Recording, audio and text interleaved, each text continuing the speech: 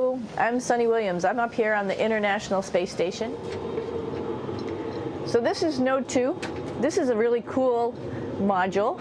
Of course, most of these modules you'll see they have 4 sides and they're put together. That way we could sort of work on a flat plane, either a wall, a floor, another wall, or the ceiling. But you know, again, all you have to do is turn yourself and your reference changes. The reason I'm bringing that up is because this is where 4 out of 6 of us sleep. And so people always ask about sleeping in space. Do you lie down? Are you in a bed? Not really, because it doesn't matter. You don't really have the sensation of lying down. You just sit in your sleeping bag. So here's one sleep station right here. I'm going in right now. You can follow me if you want. So I'm inside.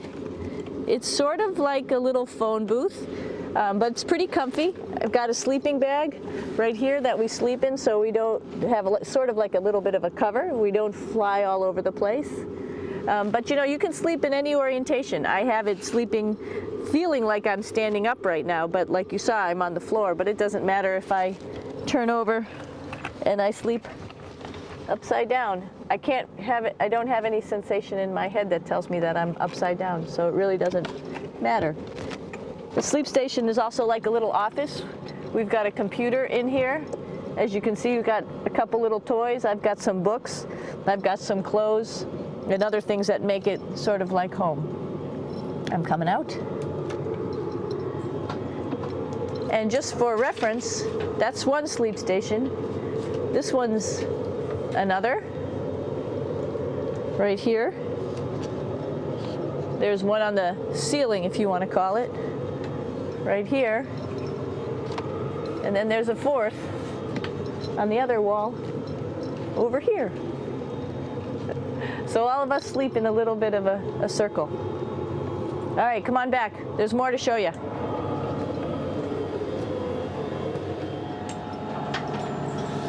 I know that there's some questions about how to use the bathroom and how do you actually live in space like normal, like at home. I mentioned real quickly about getting up in the morning and brushing your teeth and washing your face. Well, how do you do that? Well, here is the bathroom essentially. You get up in the morning and we have a little kit and it has all the essential things that you need, like your toothbrush and toothpaste and brush. See how much better the brush makes my hair look? I'm just joking. It still stands up straight. It doesn't matter where you are. It's always going to stand up straight while you're up in space. A lot of people ask about toothbrush and toothpaste. So, luckily enough, toothpaste, you can do it upside right this way, is sticky, and so it sticks to your toothbrush. No problem. Another cool thing is that water sticks to your toothbrush too. If you can see it, I'll have some water come out.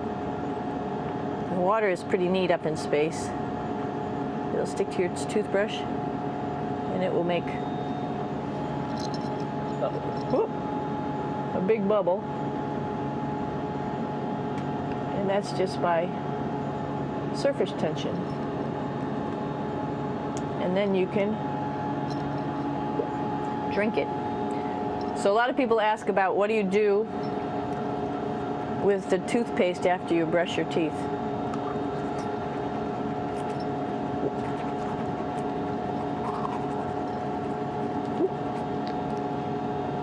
Two options. Swallow it, and it's sort of like mouthwash, but it tastes a little gross.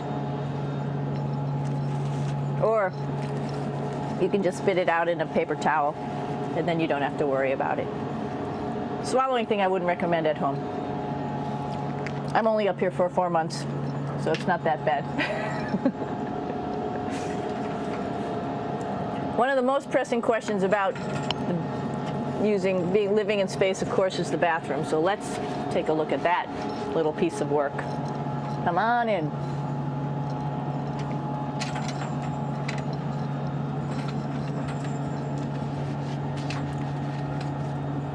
Here we are at the throne.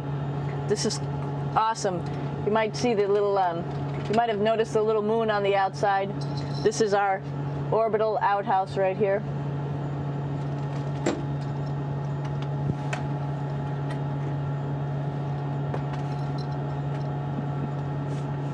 And of course, it serves for two functions. Number two, right here. I'll show you. But you see it's pretty small, so you have to have pretty good aim, and you'll be ready to make sure things get let go the right direction. And it smells a little bit, so I'm closing it up. And that's of course for number two. And this guy right here is for number one. So they're sort of two slightly separate functions, but you can do a little, essentially both, by hanging on right here and doing number one and number two.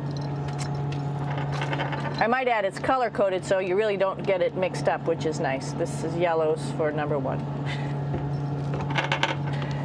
And also there's a selection of paper. People always ask about toilet paper. What do you do with toilet paper? What kind of toilet paper do you have? We have gloves just because sometimes it does get messy. We have some Russian wipes, which are a little bit coarse if you like the coarse type of toilet paper. We have some nice tissues, which are nice and soft if you like soft toilet paper. We have Huggies, just for any cleanup. You know, we were all babies once, and this sort of helps. And then if things get really out of control, we have disinfectant wipes, just to make sure we clean up here. Because, you know, just like the water I showed you, the number one stuff can sort of go all over the place if you don't aim correctly. And did I mention both of these have a little bit of suction, so they should keep things going in the right direction. But like I said, sometimes things get a little out of control if you are out of control yourself flying around. So we have lots of protective stuff. And of course, you do have your privacy. There's a little door, so other people know that you're in there. Here's a pretty cool place. This is sort of like in your house where everybody meets in the morning. After you wash your face, brush your teeth, you want to find something for breakfast. And this is our kitchen. You might notice there's all sorts of foods here. It's like opening the refrigerator. You got all your different stuff that you want to have: drinks, meats, eggs, vegetables, cereals, bread, snacks. And that's a good place. That's where you find all the candy. Side dishes, and then some little power bars just in case. So we have all this type of food. Some of it is dehydrated, and so we have to hydrate it, fill it up with water. Some of it is already made, and then all we have to do is heat it up. So something like this, I'm pulling out barbecued beef brisket. Pretty yummy. Not only is this food made in the US, but we also have food here from Japan. We've got Russian food. As you can see, all these red containers are filled with food that's from Russia. And then we get some of our specialty stuff, some things that we like, some of our favorite stuff that your family can send up. In fact, I like fluffernutters, and so I got sent up some fluff so I could make my fluffernutter with peanut butter. So you have a lot of food up here, no problems. Now, I want to say where we are. So right now, we're in the Japanese laboratory. It's one laboratory out of many here on the International Space Station. It's actually on the left-hand side. If I was International Space Station and I was flying through space like this, my left hand would be where the Japanese laboratory is.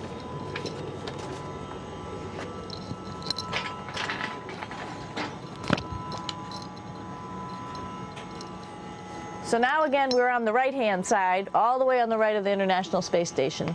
This is Columbus, the European module. It has science experiments all over. You could see it looks a little bit crowded. And here we do a lot of our medical experiments.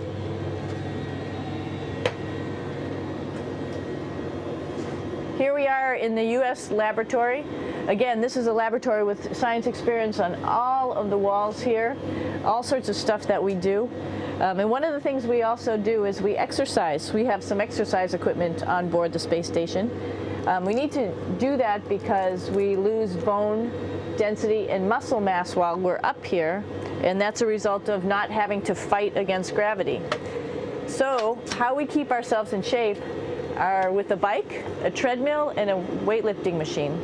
This is the bike. You notice the clip pedals? So all you need to do is actually clip your feet in, and then you can start pedaling. You don't need a seat because you don't sit down. Actually, I haven't sat down for 6 months now, so you don't need any type of seat. Just make sure you're held in with your pedals. You probably see that the bike bounces around a little bit. As I move it, it's not steady and held to the wall firmly. And the reason for that is the space station is pretty big. You saw that there's also solar arrays on the space station. If we start putting any forces into the space station, it's going to make those solar arrays bounce around a little bit. So to prevent that, the machines bounce around a little bit, move around a little bit, and that way we don't put any forces onto the structure of the spacecraft out to the solar arrays. All right, a little farther on. Come on.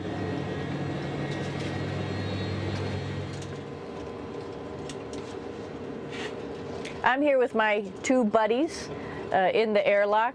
Actually, these are 2 spacesuits that are ready, primed up to go outside, as we call it, to go do a spacewalk in case we have to do anything outside. Some of the things we do outside are just like inside, repairs. We have a lot of electrical boxes and machinery and solar arrays, in fact, that I talked about earlier, that are outside, and sometimes they don't work quite right. Remember, space is really cold and really hot, and it's also the vacuum of space with no pressure, and so some of the equipment doesn't work well all the time. So we might have to go out and do a spacewalk. Right behind me is actually the hatch that you go out into space, and right now we have it filled up with a couple other spacesuits because we've got 4 of them up here and some of our tools. But right behind here is the hatch in which you actually go right outside into the vacuum of space. The spacesuit is pretty big, as you can see. It's like being a football player. Part of the reason it's so big and bulky is because of this backside, this backpack. It's like going on a hike with a backpack, but the backpack and the suit weighs about 300 pounds.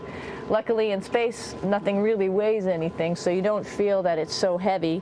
But we need to have such a big suit because that guy back there is essentially the heart of the spacecraft. I call this actually a spacecraft. It has all the oxygen for you. It has all the carbon dioxide removal system for you. It also has a heating and cooling system to make sure to regulate our body temperatures while we're outside. It also has a computer, so it tells you on a display here if there's anything that's going wrong with the suit, if we're running out of oxygen, if we have too much carbon dioxide, or any type of electrical problem.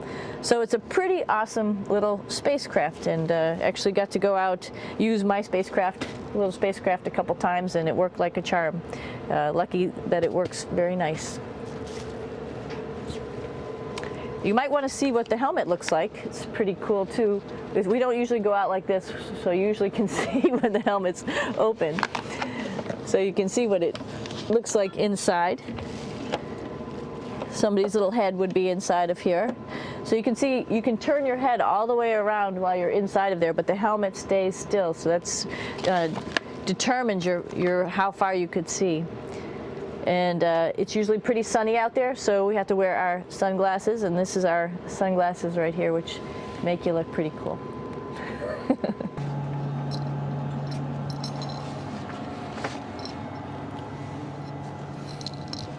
It's like a glass-bottom boat. This is the cupola. It sticks down below the space station. It's one of those places you find yourself hanging out in all the time because all you want to do is look back at our planet. I think some questions I had were about what do you do in your free time? And you can't help but want to just come to the cupola and look outside as much as you can. And a lot of folks, I play this game with myself about where we're flying over the Earth. Try to come in here and just guess. After being here for a little while, you can sort of figure it out. You can tell different cloud types over different continents. You can tell different soil types over different continents. So let's see. And then, of course, there's a lot of ocean. So usually we're over the ocean at first glance. I will tell you in just a moment where we are.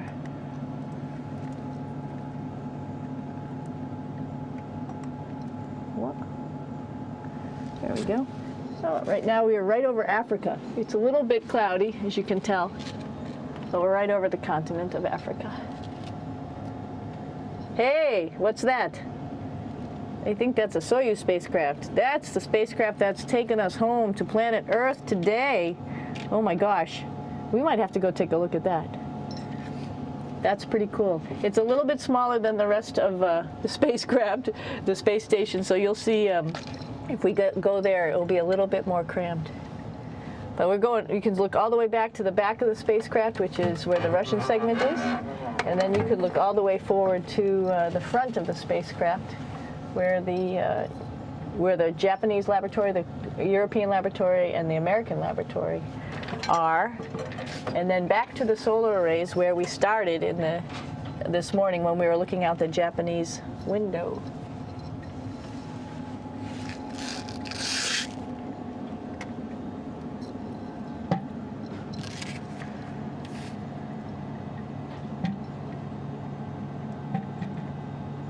So other questions that were here are, what would you recommend as a job, and to what type of person would want to be an astronaut? I think people who would like to explore, of course people who like math and science, that's what this is all about. We have people in the office who are doctors, teachers, veterinarians, engineers, pilots, so all sorts of people become astronauts, and I think if you see it's just sort of cool, so I think people who like to do a little adventure and like to do cool stuff probably usually become astronauts. Hey, one thing I didn't show you, or I talked about but I didn't show you, was the exercise, another piece of exercise device, which is the advanced resistive exercise, and that's what this is right here. This is ARED, and you could probably see this bar. Let me just do a little bit of maneuvering here. Stand by. You have to set it up just like at any other gym.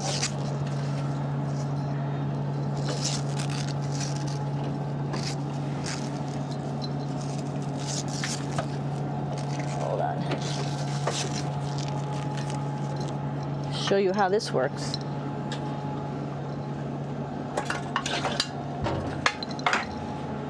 So you can see you can change your attitude just by going from one module to the next, going up from the cupola down here.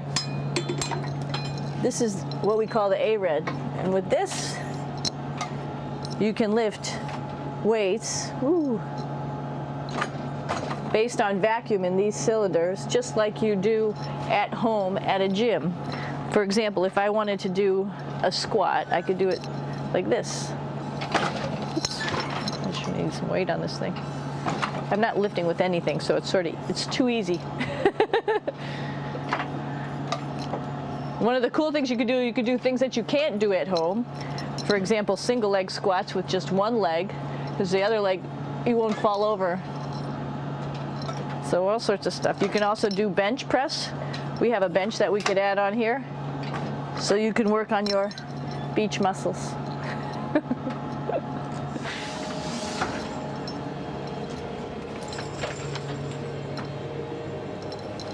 Hey, Aki, what are you doing down there? Crashing things. This is one of the cool things about space, too. It sort of looks like there's a big old hole here, but you don't even think twice about it. You could just jump over the hole, or if you want, you can go jump into the hole. I'm coming down. Woo!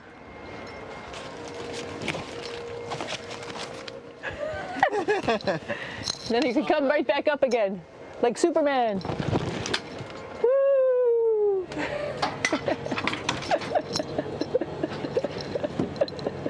We're lucky we have a really cool big space station that you can fly around in. That's actually called the PMM. You might have saw it out the window. It's a big silver canister. What's really great about that is it's essentially our closet in our pantry, or whatever you want to call it. We have extra food down there, we have extra clothes, we actually throw the trash out down there.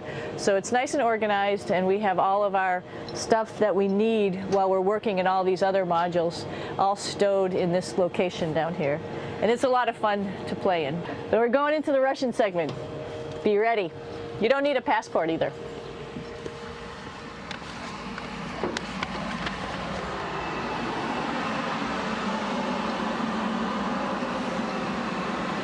It goes a lot farther back than this.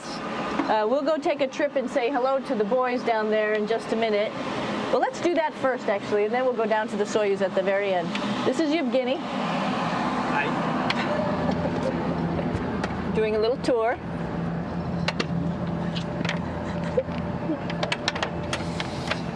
This is the FGB, and what's cool about this module, it is actually the very first piece of the space station that came up in 1998. The space station has been around for about now manned for 12 years, but it's been up in space for about 14 years. And this was the very first. It is like the Russians' PMM. It has a lot of storage, as you can see.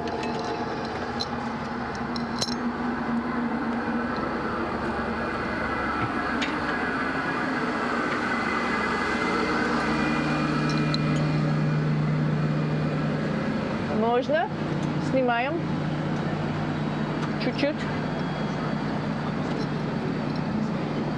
So here we are in the heart of the space station, really. This is the service module. This is the central post. In case we had any problems, I know a couple of the questions were about what type of things do you have to worry about. And some of the things we have to worry about in space are fire. If we had a fire, if we had a depressurization, like we were hit by a micrometeorite and it made a hole, or if we had some type of toxic atmosphere. We use ammonia for our radiator, so there is a possibility that ammonia could come into the vehicle, and then it would be bad for all of us.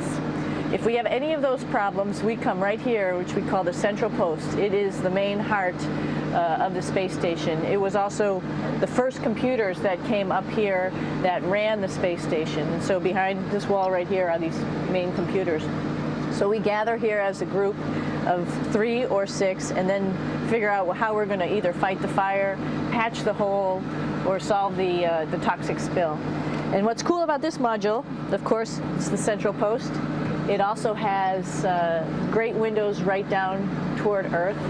It has controls to fly in visiting spacecraft if they need some assistance right here.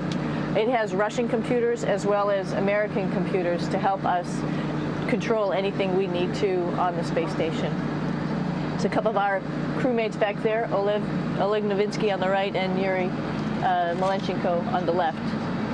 And there's also a second bathroom here, which is really cool because 6 of us going to one bathroom is really tough.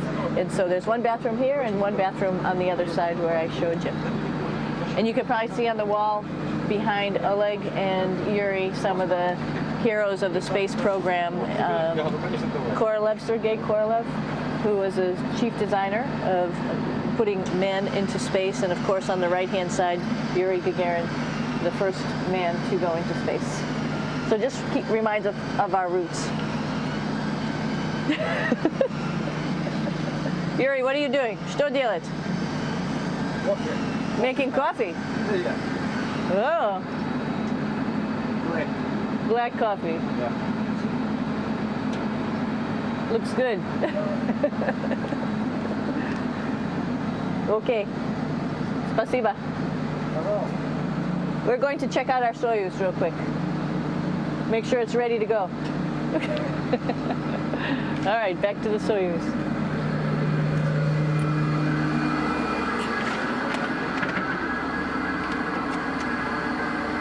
I'm going to stop here just for a quick second. You can see on the Russian spacecraft there's also other modules that stick out, down, and above. Right here is, let's see, I'm trying to be oriented.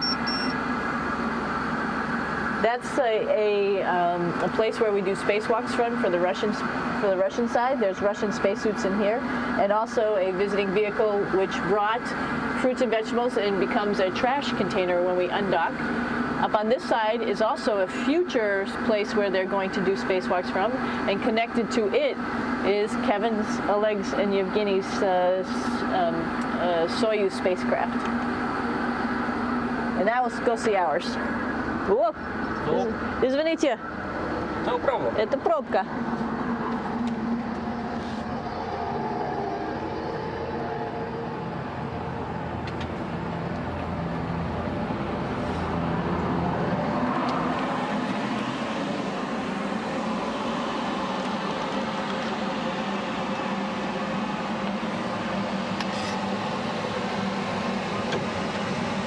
Coming down.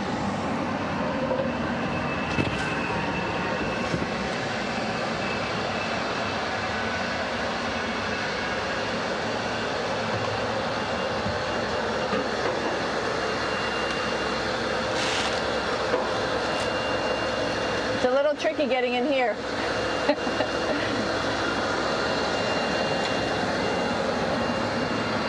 This is the docking probe right here, this big thing. This helps us connect to the spacecraft. This probe actually sticks into this cone, and that's how the spacecraft, our Soyuz, becomes connected to the ISS initially. That is then replaced by clamps, which are around here, that will allow the two spacecraft to be stuck together. And then you can remove the probe and the cone.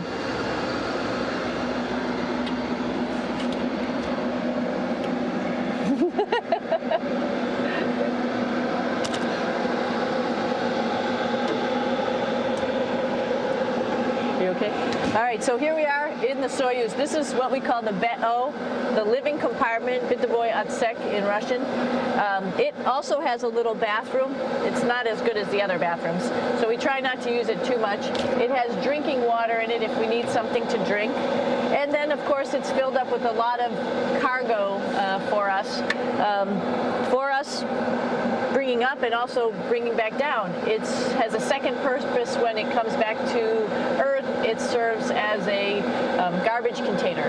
During the descent, we'll get rid of this area right here, and everything that's in it will just burn up as it's coming into the atmosphere, so that way we can get rid of a little bit of trash. But the main area where we were on launch and where we are going to be on descent is down here, because we're not part of the trash. So we're in a safe place. So we're in the descent module, SA. It's a little small, but you can get in.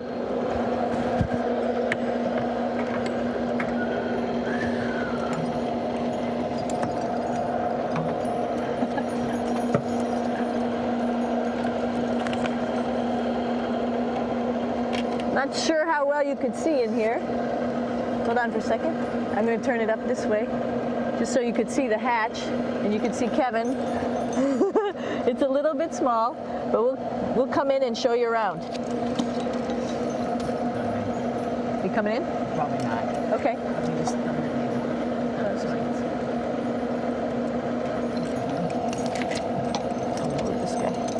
Got to move a couple things. We were just starting to get ready. We're preparing a couple days ago for our ride home. It's a little bit squishy, but everybody asks, how do you sit in the Soyuz? And you sort of sit in your seat like this. The seat is molded to your body, and so you can just sort of squish in here and be pretty relaxed. Everybody has a handmade seat for them.